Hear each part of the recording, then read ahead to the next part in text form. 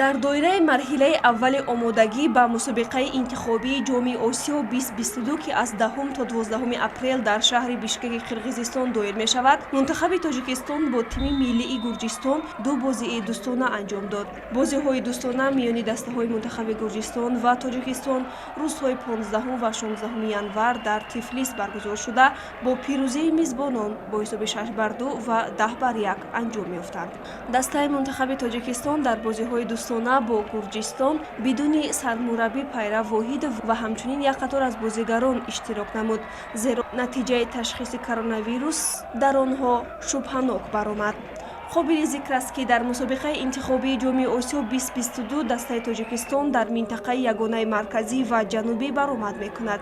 рақибони дастаи мо дар гурӯҳи б мунтахабҳои Афғонистон, Непал ва Узбекистон хоҳанд буд.